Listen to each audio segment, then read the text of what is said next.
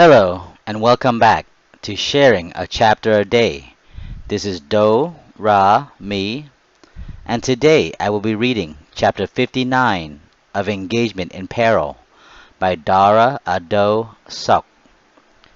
Chapter 59 is titled Deflowering of a Good Friend. Since coming back from my trip to South Dakota, I began to go home more often to be with friends and family. And often, when I was down there in Long Beach, I mostly hung out with Benevolence, my sweet friend from high school. We did things together, whether it was going to the movies or just chilling at her house or at her family thrift store. I would sometimes hit on her without noticing it. I would hold her hands and hip bump her around here and there every now and then. It was just that we were friendly toward each other. I didn't realize that eventually that will lead us to something more in future dates. There was a time when she invited me to an important dance for her and her family called a Mapandan, a traditional gathering of town folks and relatives from the old country. I was invited and I happily agreed to go, of which her family picked me up in their large black van. I, dressed in a nice gray suit with a colorful tie, just like the one I wore in high school to attend the Boris Godunov opera.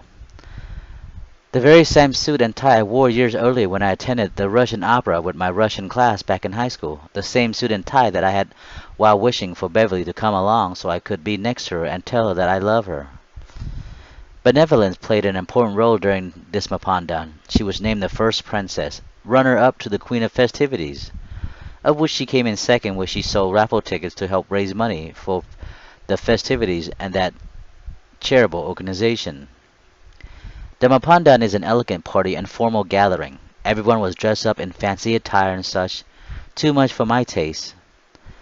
There I was, a country bumpkin, poor like dirt, so I dressed up in a gray suit that I had bought from Chinatown with a pair of dark dress shoes.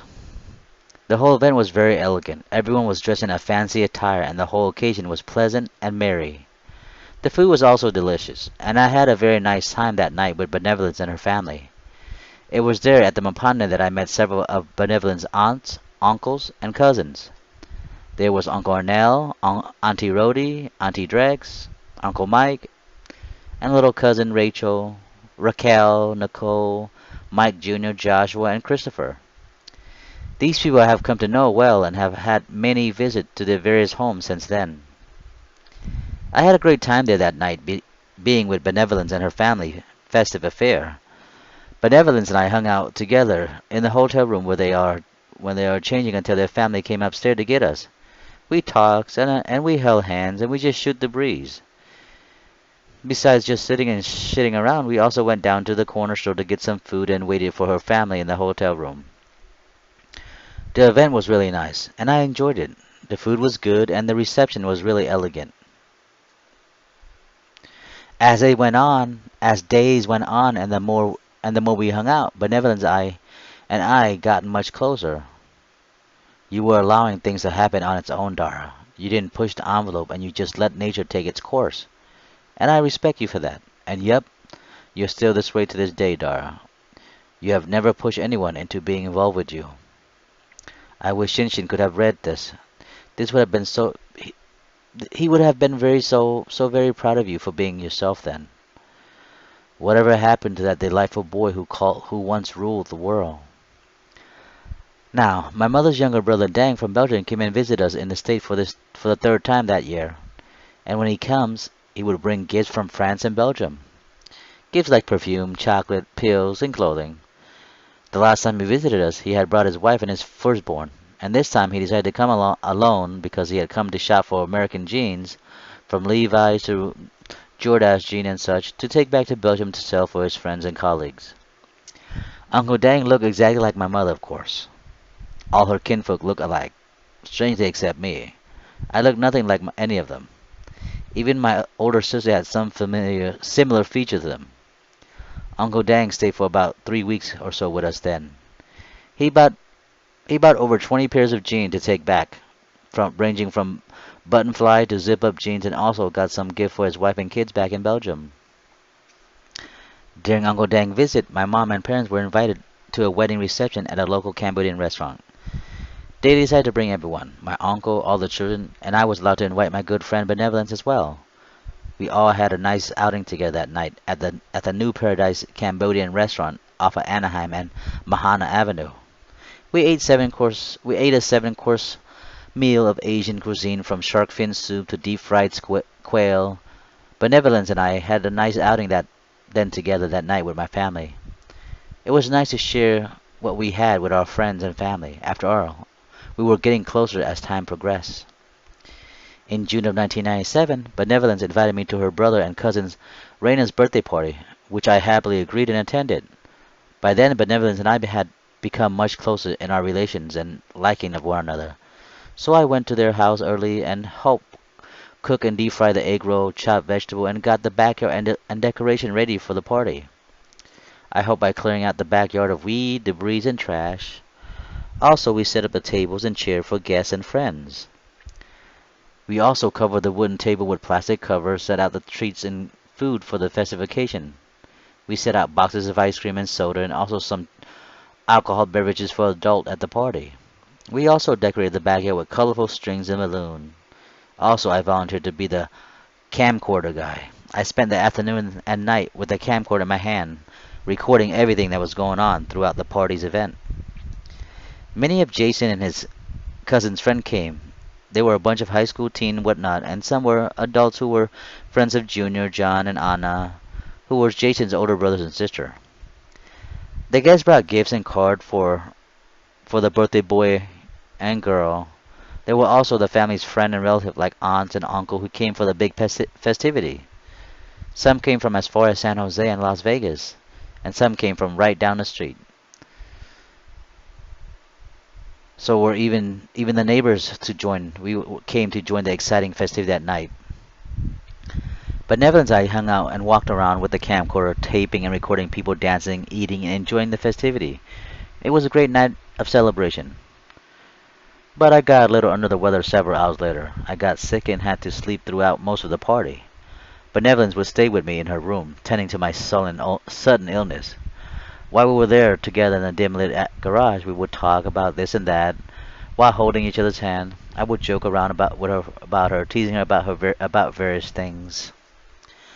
The festive party ended around midnight, and I had gotten and felt better, so I helped around the house by picking up trash and dishes and disposing of them in large plastic trash bags and bins. Afterward, Benevolence drove me back to my mother's home off of Sherman Place and Pacific Coast Highway after I said my goodbyes and thanks to the hosting family that night.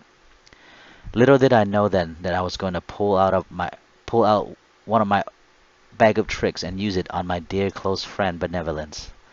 I had no idea what was about to take place next while Benevolence drove me home that early morning after the birthday party celebration. You know.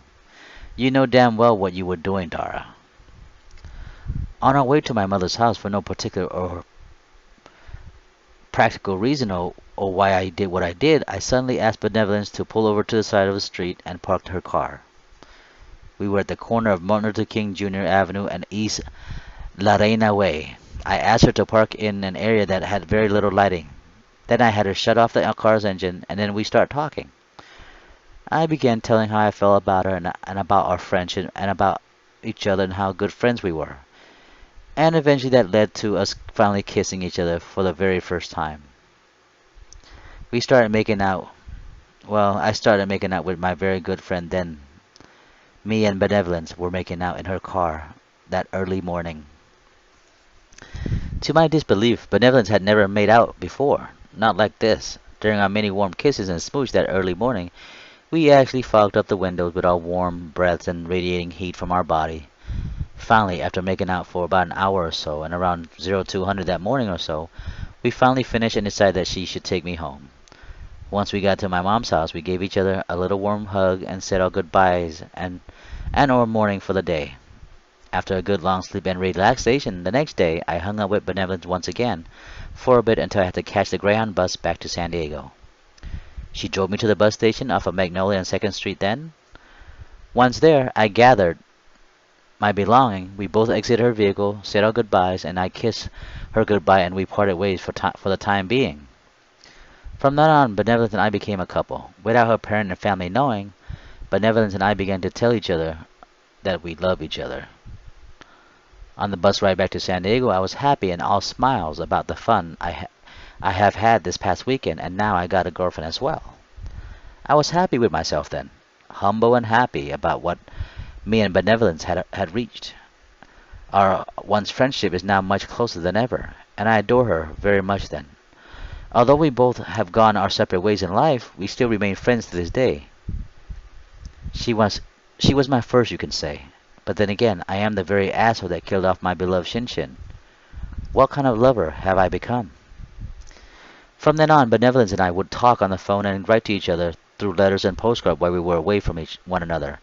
I in San Diego while she was in Long Beach. We made time for each other though, and we communicated well. I was once again in love with someone.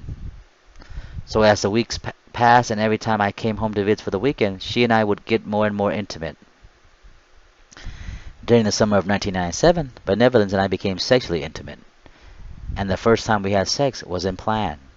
It was a spur of the moment incident, and it happened in her family's car garage that had been converted into several bedrooms. Their garage had been converted into two-bedroom then. Her cousin Raina had moved from Hawaii, and they needed more space for everyone. So that's what they had done with their car garage. So during one of the night that I spent over at their home, while there, Benevolence's cousin Raina and her sister Anna was in their room doing whatever they were doing, several feet away from her parents who were in the main house, probably busy with their business and such, and perhaps sound asleep or such. With the lights turned off, Benevolence and I were holding and smooching for a bit then in the dark living room, getting ourselves worked up to get more intimate that night. Benevolence and I were watching television in the dark, and while we were doing that, we were also groping at each other's under the sheet in the dim makeshift living room. I would squeeze and pull on her bosom, and at various intervals I would suck and bite on them, while she aroused me by giving me hand jobs and such. And one thing led to another. While we were hot and bothered under the sheet, our young horny rage finally consumed us. I hurriedly yanked off her panties and quickly dropped my drawers on the floor and kicked it under the couch that we were making out on. I asked her if this is what she wanted. She sincerely agreed, and we began our sexual intercourse. Under the sheets that covered us from the outside world and away from God's prying eyes, and with her legs spread apart, I gently inserted my erect penis into her vaginal opening. At first her clitoris and lips were tightly sealed, as I slowly and carefully penetrated into her. She moaned painfully, with droplets of tears dripping slowly from her eyes, but she still wanted me to continue, so I did as she wished. It was the first time for both of us, then. Although I have made it way past third base with Susanna on my many occasions, I had never actually penetrated a vagina with my penis. I tried my best to be quite gentle with Benevolence. Benevolence was quite in pain then, Dara. Pleasurable pain at the least, and you both were inexperienced then. But it was nice all the same, a nice feeling. Did you notice that she was holding you in her arms while you stroked back and forth with your thrust into her young vaginal self then? That girl really loves you. That girl, that girl, that girl. Benevolence really loved you then, Dara. It sucks that you both have gone your separate ways. Perhaps in the long run, you'll find each other once again, one day. So it was the very first for me and Benevolence then, and since I was more experienced, I took advantage of the situation.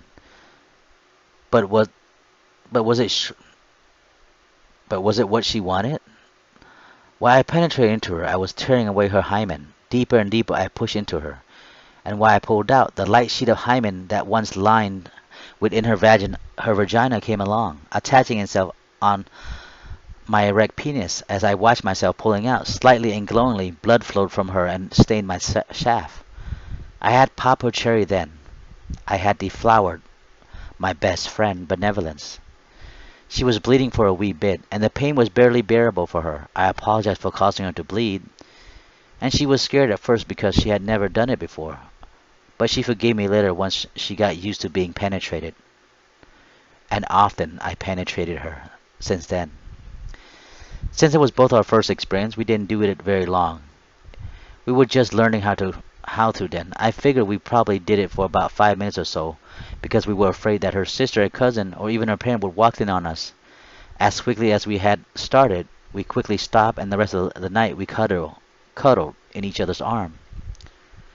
Oh, how cute you two were then, Dara. Too bad you guys eventually went separate ways. I can't say you two didn't try to make it work. Later on in life, you two even tried to make a child with each other. But then again, but that didn't work out as well. So I'm sorry, Dara. Dara, you're the asshole in this. Your one super swimmer is no longer versatile and is quite useless. Just kidding, buddy. Well, really, Benevolent is no longer able to have children. Anthony, her only child, was some sort of a miracle. Remember, you two tried to have children together, and she found that she no longer was able to have child due to her medical reason, because of her once scoliosis that she had when she was much younger. She was practically born with that illness then. So I can say now that our first time wasn't that great. It was a learning experience for both of us, and since then we have improved and enjoyed sex much more. Nowadays I have sex for the enjoyment and pleasure of getting fucked. Not for loving, not for anything else deep, just for fucking. And well, for ejaculating, of course, for getting off, for climaxing. But as the year went on, we became more and more sexually active, and she got used to the penetration and she had less pain. I can say that Benevolence and I had many sexual intercourse since then, on a regular basis for the most part when we were engaged and such. But eventually, that soured too. I had lost myself once again, and I had gone my wicked ways with my infidelities and mischievous deed and sinful acts with others since then. Benevolence and I would have sex just about everywhere in her house, in all the rooms, in the backyard, in all her family thrift store, just like the way how me and sweet Suzanne had it back then. In the changing booth and in the bathroom, it was deja vu for me all over again, because I did it every once before, similar to that the same nasty ass thing I once did with Suzanne when we were in middle school and such.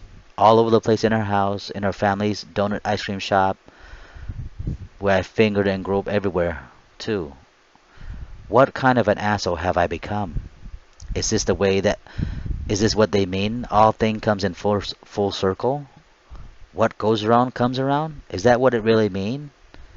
I was just simply I was just simple back then I was just simply all sexed up with Benevolence. It was sort of weird. I had similar sexual experience with girls whose family owned stores of sort and such. And the more Benevolence and I spent time together, the more love and I had for her. And we told each other that, and we love each other more often than most couple that we knew who should. And eventually we became sex free, doing it like dogs anywhere and everywhere, and whenever possible. You guys were quite the freaks then, Dara. You and Benevolence. Too bad. Time has taken its toll on you, and you guys went your separate ways. You now have a 7-year-old boy. Well, Benevolence now has a 7-year-old boy, and Dara, you're all alone. No children, no girl, no bitch. I feel sorry for you. To think that you could have had a family with her then. Then I guess it wasn't meant to be. I guess you were never meant to be a father. Can't say you haven't tried, but it hasn't happened yet. Maybe the right person will come along one day for you. Maybe. I hope soon. You don't have much time left, you know. Good luck with that, Dara. Thank you for listening, and this is the end of chapter 59. Be on the lookout for chapter 60, titled United States Citizen. This is Do, Ra, me, and I'll see you later. Thank you.